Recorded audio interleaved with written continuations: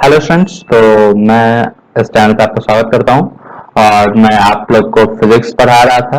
तो हम लोग इस वीडियो सेशन में फिजिक्स का चैप्टर 2 पढ़ने वाले हैं, गति।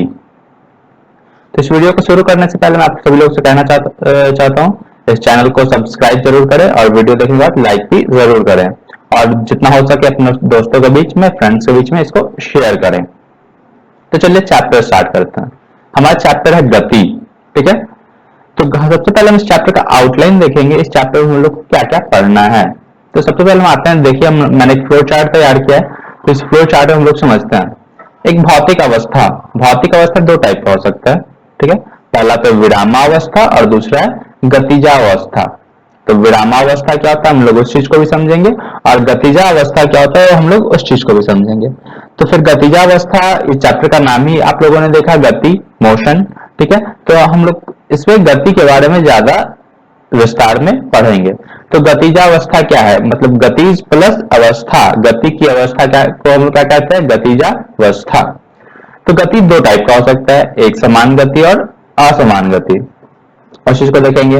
फिर और क्या हमको इस चैप्टर में पढ़ना, हमको पढ़ना है असमान गति। असमान गति कितने टाइप का हो सकता है, तो एक है त्वरित गति और दूसरा है मंद गति। फिर त्वरित गति को भी हम लोग बांट देते हैं समान त्वरणीय गति और असमान त्वरणीय गति। फिर समान मंदित गति और असमान मंदित गति। तो ये सब हम लोग इस चीज में पढ़ने वाले हैं। फिर हम लोग इस चैप्टर में फाइनली पढ़ने वाले हैं कि गति के कौन कौन से समीकरण होते हैं। ठीक है, तो इस चैप्टर में हम लोग कुछ फॉर्मूले भी पढ़ने हैं। ठीक है, तो यहाँ पे कुछ फॉर्मूला दिया, v equal to u plus a t, s equal to u t plus half a t square, v square equal to u square plus 2as। तो ये सब चीज हम लोग इस चैप्टर, ओवरऑल इस चैप्टर में हम लोग यही सब चीज देखेंगे। तो चलिए चैप्टर शुरू करते हैं। तो सबसे पहले आता है हमारे पास टॉपिक विरामा अवस्था। विरामा अवस्था किसे कहेंगे, मतलब विराम की अवस्था, जिसको हम लोग रेस्ट भी कहते हैं। ठीक है, कोई वस्तु विरामा अवस्था में तब कहलाएगी जब उसकी स्थिति में किसी बिंदु के सापेक्ष कोई बदलाव ना हो रहा हो। किसी को विराम में कब कहेंगे, जब कोई बिंदु, कोई वस्तु स्थिर है, वो समय के साथ बदल नहीं रहा है। ठीक है, समय तो रुकने वाला है नहीं, समय तो चलता ही रहेगा, लेकिन समय में बदलाव हो रहा है और वस्तु की स्थिति में बदलाव नहीं हो रहा है और किसी सापेक्ष, जैसे हम किसी वस्तु को देख रहे हैं। ठीक है, मेरे सामने बुक्स पड़े हुए हैं। ठीक है, तो हम बुक्स को देखें तो बुक्स की स्थिति में क्या हो रहा है, परिवर्तन नहीं आ रहा, बुक जहां का है वहीं पे पड़ा हुआ। ठीक है, तो हम लोग कहेंगे वो बुक क्या है, विराम की अवस्था में है। मतलब जब कोई वस्तु अपना स्थिति नहीं बदलता है किसी वस्तु के सापेक्ष में, अपने आसपास के कंपैरिजन में। ठीक है, तो हम लोग क्या कहते हैं, विरामावस्था। फिर हम लोग देखेंगे गतिज अवस्था। गतिजावस्था किसे कहते हैं, यदि किसी वस्तु की स्थिति में लगातार बदलाव हो। ठीक है, किसी एक बिंदु के सापेक्ष, तब वह वस्तु गतिजा अवस्था में कहलाई जाएगी। ठीक है, तो जब कोई वस्तु है जो अपना स्थान बदल रहा है। ठीक है, जैसे कि एक बॉल मेरी तरफ आ रहा है, तो हम तो स्थिर है लेकिन बॉल मेरी तरफ आ रहा है, तो मेरे कंपैरिजन में बॉल क्या कर रहा है, अपना अपना स्थिति बदल रहा है, हर सेकंड अपना स्थिति बदल रहा है। तो जब भी कोई वस्तु अपनी स्थिति को बदलती है किसी दूसरे वस्तु के सापेक्ष में, तो वो गतिज अवस्था में कहलाएगी। जैसे हम किसी रेलवे प्लेटफॉर्म पे खड़े हैं, ठीक है, ट्रेन आ रही है, तो ट्रेन आ रही, तो हम तो स्थिर एक जगह पे खड़े हैं, लेकिन ट्रेन क्या कर रही है, मेरे तुलना में अपने स्थिति को हर सेकंड बदल रही है। तो इस स्थिति को हम लोग क्या कहते हैं, गतिज अवस्था। इस अवस्था को हम लोग गतिज अवस्था कहते हैं। तो गतिज अवस्था के अलग अलग रूप होते हैं। ठीक है, वो हम लोग देखते हैं। तो गतिज अवस्था के प्रारूप, कौन कौन से प्रारूप होते हैं देख सकते हैं। तो पहला घूर्णन गति। जब कोई वस्तु किसी गोलाकार पथ पे मूव करता है तो उसे हम लोग क्या कहते हैं, घूर्णन गति कहते हैं। रेखीय गति किसे कहेंगे, जब कोई वस्तु सीधा चलेगी, जैसे सीधा एक हाईवे है, बिल्कुल सीधा रोड है, ठीक है, हम चले यार, तो हमारा जो गति होगा कैसा होगा, रेखीय गति होगा, क्योंकि बिल्कुल सीधी रेखा में चल रहे हैं। तो यार घूर्णन गति किसी कोई गोलाकार पथ है, ठीक है, तो उस पर चल रहा है, तो क्या कहलाएगा, घूर्णन गति कहलाएगा। फिर है कंपन गति, जिसको हम लोग दोलन गति भी कहते हैं। कंपन गति क्या होगा, जब कोई वस्तु एक निश्चित बिंदु के आगे जाती है फिर पीछे आती है, एक निश्चित बिंदु के आगे गई फिर उस निश्चित बिंदु के पीछे आ रही है, तो इस प्रकार का गति कंपन गति कहलाता है। जैसे झूला का कोई झूला हो गया, ठीक है, झूला में क्या होता है, वो झूला एक बिंदु के आगे जाता है फिर उस एक बिंदु के पीछे आता है, तो उसके अलावा पेंडुलम, घड़ी का पेंडुलम होता है। क्या होता है, ऐसे ऐसी गति कंपन गति या फिर दोलन गति कहलाती है। इस चैप्टर में हम लोग कुछ और देखने वाले हैं। चैप्टर 1 में हम लोगों ने पढ़ा था भौतिक राशियां, ठीक है, जो दो प्रकार का होता है, अदिश राशि और सदिश राशि, मैंने डिस्कस किया था। अदिश राशि वैसी भौतिक राशियां जिनमें केवल क्या होती है, परिमाण होता है, उसे हम लोग अदिश राशि कहते हैं। जैसे चाल, दूरी, सारी अदिश राशियां क्योंकि इनमें दिशा नहीं होती है, सिर्फ परिमाण होता है। दूसरा मैंने बताया था सदिश राशि, वैसी भौतिक राशियां जिनमें परिमाण तो होता ही है, साथ में क्या होता है, दिशा भी होता है, वैसी राशियों को हम लोग सदिश राशि कहते हैं, जैसे वेग, विस्थापन, ठीक है, इत्यादि। तो इस चैप्टर में हम लोग पढ़ेंगे। सबसे पहले अब आगे देखते हैं, तो हम लोग को पढ़ना दूरी क्या है और विस्थापन क्या है, ठीक है। हम लोग दूरी पढ़ेंगे और विस्थापन करेंगे, दोनों में थोड़ा सा डिफरेंस होता है, उस चीज को समझते हैं। जैसे मान लेते हैं मेरे पास दो पॉइंट है, एक पॉइंट है ए ये वाला, ठीक है, दूसरा पॉइंट है बी। अब हमको क्या करना है, ए से बी तक जाना है, ठीक है, हमको ए से बी तक जाना है। तो मेरे पास जाने का रास्ता क्या है, ये जो ऐसे दिख रहा है हमको, ऐसे होकर ये जाने का रास्ता है, ठीक है।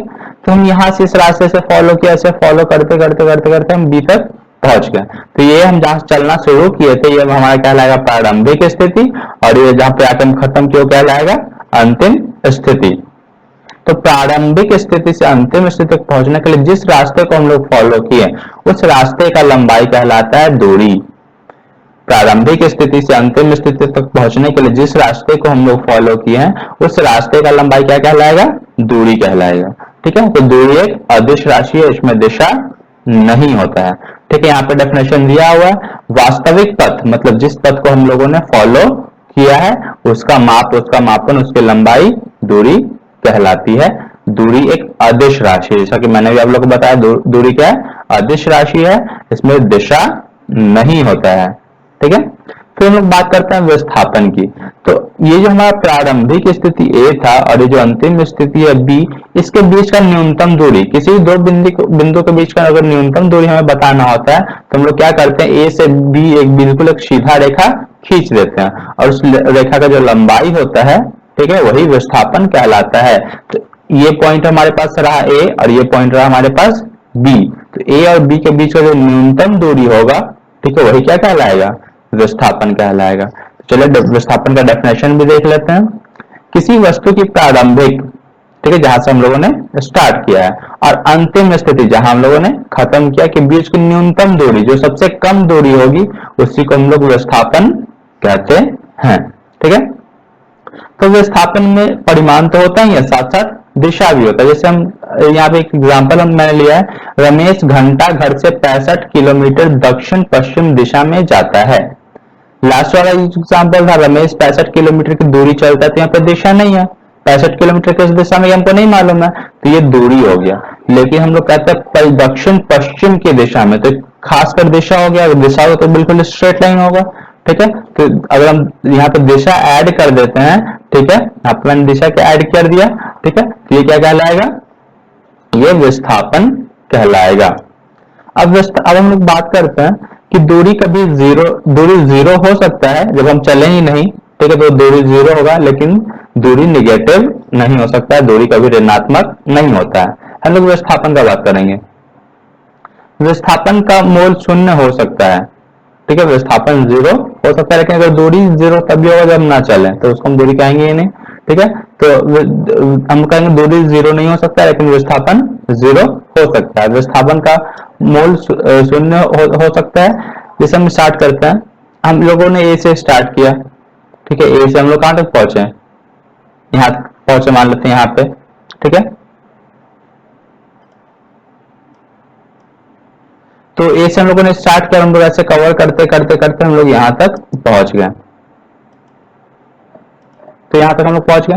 तो यहाँ से ए से ये जो रास्ता है, ये हमारा क्या कहलाएगा, ये हमारा कहलाएगा दूरी, ये हमारा क्या कहलाएगा, ये कहलाएगा दूरी। एक मिनट,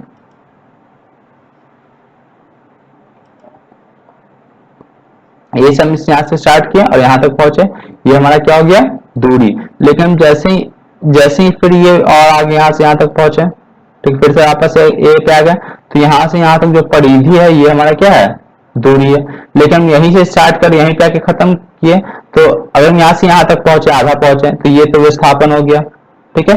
लेकिन हम अब पूरा एक चक्कर लगा लिए, तो यही प्रारंभिक बिंदु है और यही अंतिम बिंदु है, तो उसके बीच को अगर मिलाना तो जीरो हो जाएगा ना, तो विस्थापन जीरो हो सकता है। लेकिन अगर हम ए से स्टार्ट कर वापस ए पे पहुंचे, तो कुल दूरी क्या कहलाएगा, 2πr कहलाएगा ना, कि परिधि 2πr होता है। लेकिन अगर हमसे विस्थापन पूछा जाए, तो हम पे विस्थापन शून्य होगा। अब आगे बढ़ते हैं। दूरी और विस्थापन में कुछ अंतर है, ठीक है, यहाँ पे दिया हुआ है, तो ये आप लोग को होमवर्क में करना है। दूरी क्या है, विस्थापन क्या है, तो ये हम एक बार फिर से अंतर बता देता हूँ, तो आप लोग को होमवर्क में करना है। दूरी और विस्थापन में क्या डिफरेंस होता है। दूरी क्या वास्तविक पथ है, जिस रास्ते से हम लोग रास्ते को कवर करते हैं, उस पथ का लंबाई दूरी कहलाता है। विस्थापन क्या होता है, प्रारंभिक और अंतिम स्थिति के बीच का न्यूनतम दूरी, जो न्यूनतम दूरी होता है वही विस्थापन कहलाता है। दूरी एक अदिश राशि है, ठीक है, विस्थापन एक सदिश राशि है। दूरी हमेशा धनात्मक होता है, कभी भी जीरो या ऋणात्मक नहीं हो सकता है, लेकिन जो विस्थापन है वो धनात्मक तो होता है, पॉजिटिव भी हो सकता है, नेगेटिव भी हो सकता है और जीरो भी हो सकता है। दूरी किसी रेखीय पथ पर विस्थापन के बराबर, अगर हम सीधे रेखा पे चले, अगर हम कोई मान लो बिल्कुल एक सीधा रोड है और वहां पे चल रहे हैं, ठीक है, तो वहां पे दूरी और विस्थापन दोनों ही आपस में बराबर हो जाएगा। इस प्रकार के मापन में तो यहाँ भी दूरी और विस्थापन क्या इस इकाई का मापन या तो दूरी के मापन के बराबर होगा या फिर कम होगा, तो विस्थापन अगर क्या होगा, दूरी के बराबर हो जाएगा या फिर उससे कम हो जाएगा अगर हम लोग सीधी रेखा में चले तो। अब यहाँ पे मैंने क्वेश्चन लिया है। क्वेश्चन ये है कि यदि कोई अर्धगोलाकार पथ पर चल रही है, तो जिसकी त्रिज्या 10 मीटर है, और यदि प्रारंभिक ए से बी तक चलता है और त्रिज्या कितना है, 10 है, तो पूछा जा रहा है कि विस्थापन कितना होगा। ये आप लोग को होमवर्क में करना है।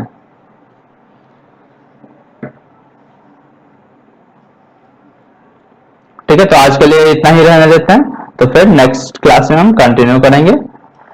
Thank you.